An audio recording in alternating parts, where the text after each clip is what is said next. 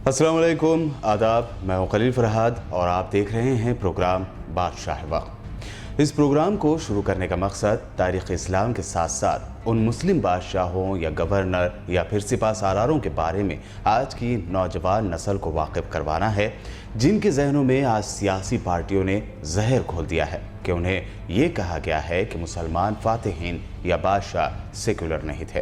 वहीं हमारी नौजवान नस्ल को ये भी बताना ज़रूरी है कि किस तरह पूरी दुनिया में इस्लाम फैला। इसी के तहत प्रोग्राम बादशाह वक्त के आज के इस एपिसोड में हम बात करेंगे इस्लाम के उस अजीम गवर्नर वाली अफ्रीका और सिपा सालार की, जिन्होंने यूरोप में इस्लाम को दाखिल किया, लेकिन उन पर एक वक्त ऐसा भी आया कि अपनी उम्र के आखिरी दौर में उन्हें नाअहल और हासिद खलीफा से दुश्मनी की वजह से भीख मांगने पर उन्हें मजबूर होना पड़ा। लेकिन उन्होंने इताअत अमीर या इताअत खलीफा में भी ज़रा भी हिचकिचाहट नहीं की। आइए जानते हैं अफ्रीका को फतह करने वाले अजीम फातह मूसा बिन नसीर के बारे में।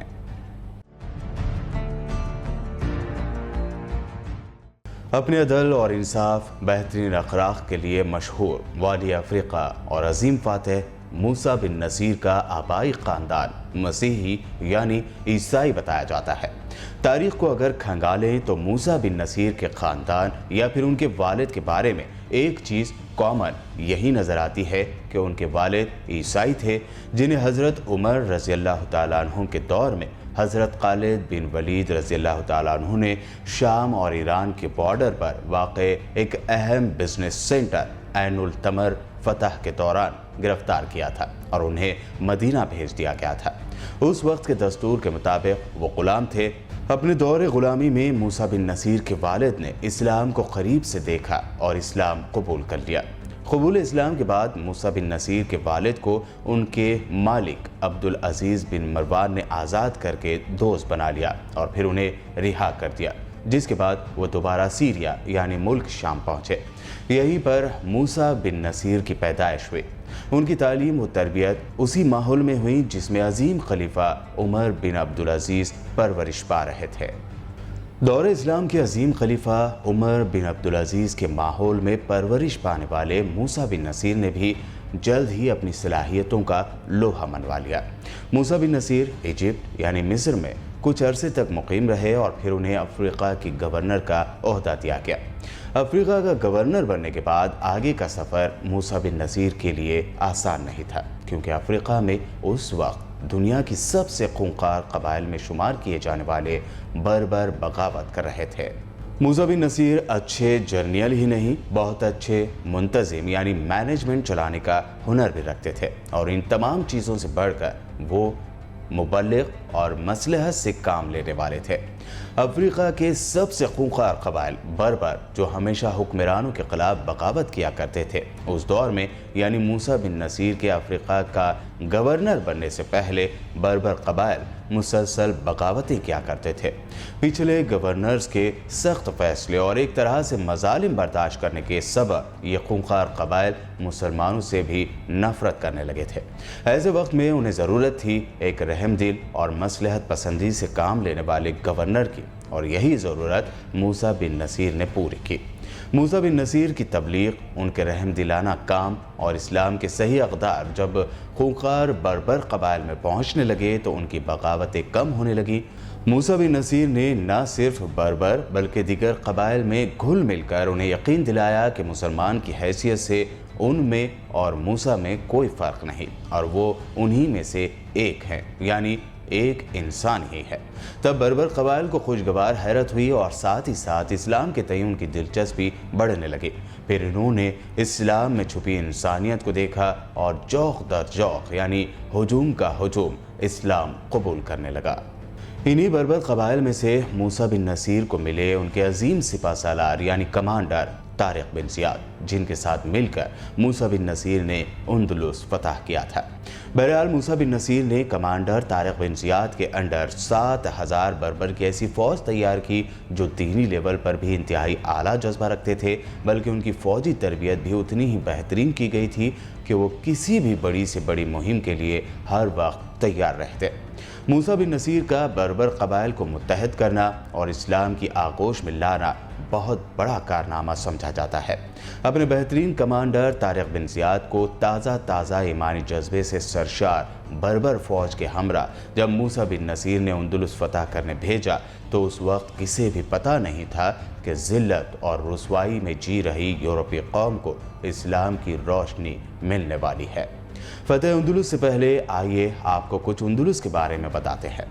नॉर्थ अफ्रीका के बिल्कुल सामने यूरोप के साउथ वेस्ट किनारे पर एक हसीन व जमील जजीरा नुमा उंदुलुस, आजकल इसमें पुर्तगाल और स्पेन 2 कंट्रीज वाक़ हैं। किसी ज़माने में ये मगरबी दुनिया यानी वेस्टर्न वर्ल्ड के अजीम तरीन कंट्रीज़ में शुमार होता था।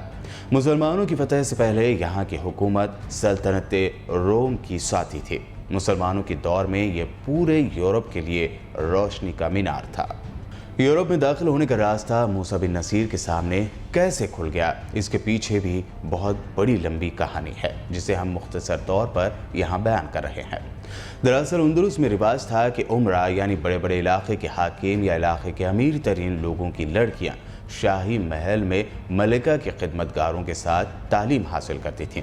इसी रिवाज के तहत सबता नामी इलाके का हुक्मरान, जिसकी खूबसूरत बेटी फ्लोरेंडा भी बादशाह के महल में रहती थी, इसी दौरान उंदुलुस के बादशाह रॉड्रिक की नज़र फ्लोरेंडा पर पड़ी और रॉड्रिक ने तमाम अखलाक और तकाज़ों को नज़रअंदाज करके फ्लोरेंडा की असमत दरी यानी रेप कर दिया। फ्लोरेंडा ने इस बात की खबर अपने वालिद काउंट जूलियन को भेजी तो वो दारुल हुकूमत पहुंचा। उसने अपने जज्बात को बादशाह पर जाहिर ना होने दिया और सिर्फ ये दरख्वास्त की कि फ्लोरेंडा की माँ शदीद बीमार है और उसकी कभी भी मौत हो सकती है, इसलिए फ्लोरेंडा को वापस जाने की इजाज़त दे दी जाए। बादशाह रॉड्रिक ने जूलियन के इरादों और ख़ुद के ख़िलाफ़ उसके दिल में पल रही शदीद नफ़रत की ज़रा भी भनक नहीं लगा पाई। उसने जूलियन के साथ बर्बरों के हमलों के बारे में मशवरे किए और जूलियन को रुखसत करते वक्त उससे फरमाइश की कि शिकार के लिए उम्दाबाज भेजे जाएं। बादशाह रॉड्रिक की इस फरमाइश पर काउंट जूलियन ने जो जवाब दिया वो तारीख़ का हिस्सा बन गया। काउंट जूलियन ने उस वक्त कहा था कि इस मर्तबा मैं ऐसे बाज भेजूंगा कि आपने इससे पहले कभी नहीं देखे होंगे। शायद जूलियन का इशारा मुसलमानों की तरफ था। सबता का हुक्मरान काउंट जूलियन, जिसने इससे पहले 2 मरतबा मुसलमानों के हमले को नाकाम बना दिया था, खुद मूसा बिन नसीर की खिदमत में हाजिर हुआ और उन्हें उंदुलुस पर हमला करने की दावत दी। मूसा बिन नसीर ने काउंट जूलियन की इज्जत व तकरीम की। जूलियन ने मूसा बिन नसीर को स्पेन की ज़रख़ेज़ी के हालात बताए और उस पर हमला करने की तरग़ीब दिलाई। मूसा बिन नसीर ने सोच विचार के लिए कुछ वक्त मांगा और साथ ही खलीफा वलीद बिन अब्दुल मलिक से इजाज़त तलब की। उसके बाद काउंट जूलियन के साथ डील हुई। काउंट जूलियन रॉड्रिक के बादशाह बनने से पहले साबिक़ा बादशाह वेटिज़ा का करीबी रिश्तेदार, गालिबन दामाद था, इसलिए उसने वेटिज़ा के दूसरे रिश्तेदारों को भी इस डील में शामिल कर लिया और उंदुलुस की फतह की स्कीम तैयार कर ली। खलीफा वलीद ने एहतियात से इक़दाम करने की हिदायत की थी, इसलिए मूसा बिन नसीर ने पहले सिर्फ 500 सवारों पर मुश्तमिल एक छापामार दस्ता तैयार किया और बर्बर गुलाम तरीफ को उसका सरबराह बनाकर स्पेन के साहिल पर छापा मारने के लिए रवाना किया।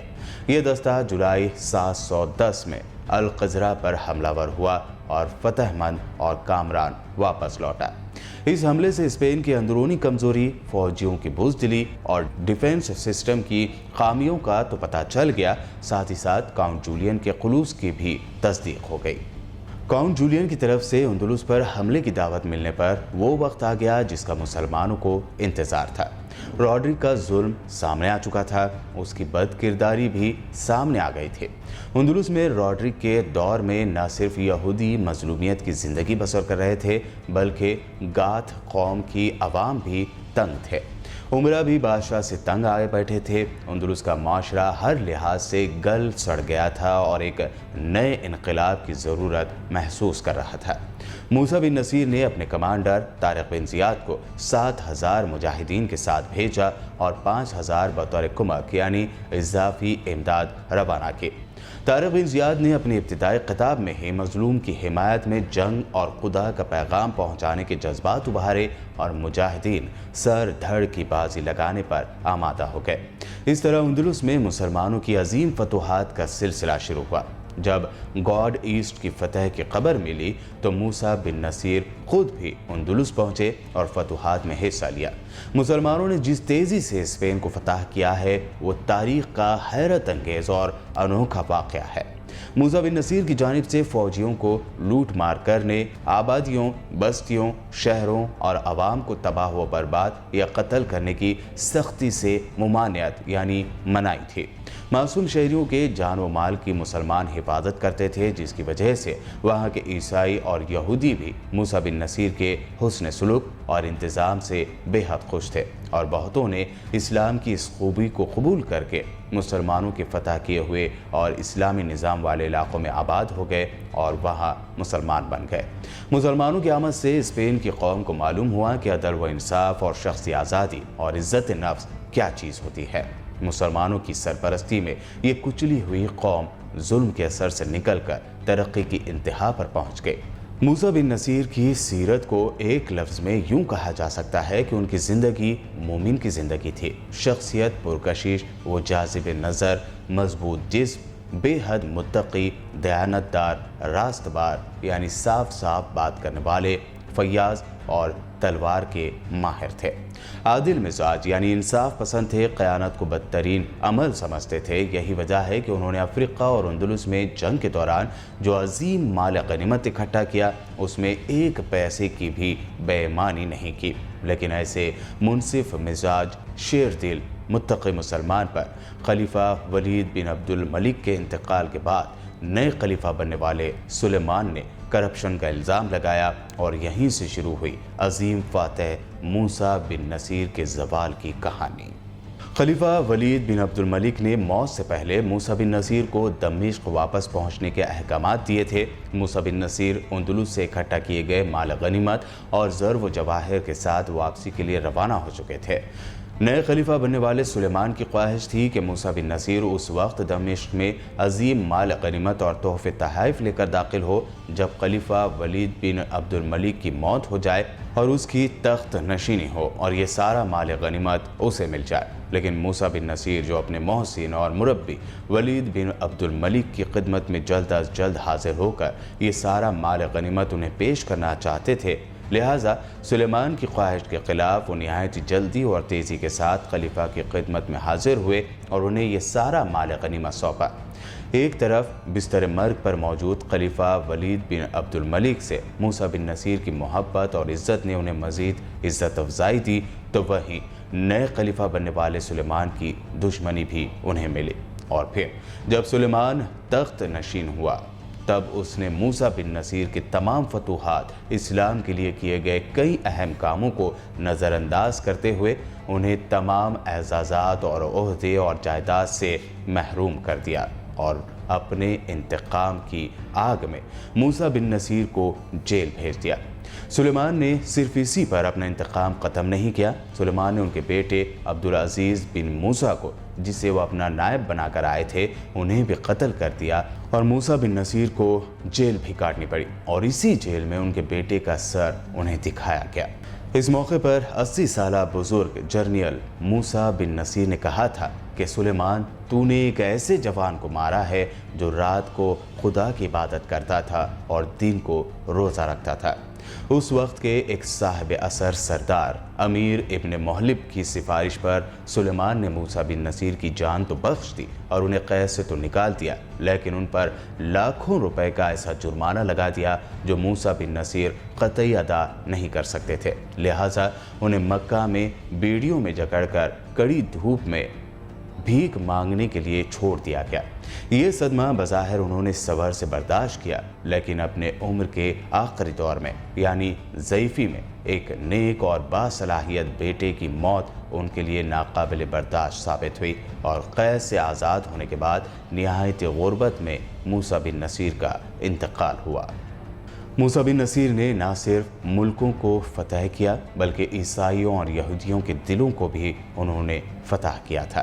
افسوس کہ عیسائی ہسٹورین اور کچھ ہمارے ہی تاریخ دانوں نے ان کی دیانتداری پر سوال اٹھائے اور سچائی آج کی نسل تک پہنچانے میں غیر ذمہ داری کا مظاہرہ کیا۔ امید ہے کہ آج افریقہ کے فاتح موسیٰ بن نصیر کی زندگی کی داستان آپ کو ضرور مطمئن کرے گی۔ BBN چینل کو سبسکرائب اور لائک ضرور کریں۔ ملتے ہیں بادشاہ وقت کے اگلے ایپیسوڈ میں، تب تک کے لیے دیجیے اجازت۔ خدا حافظ۔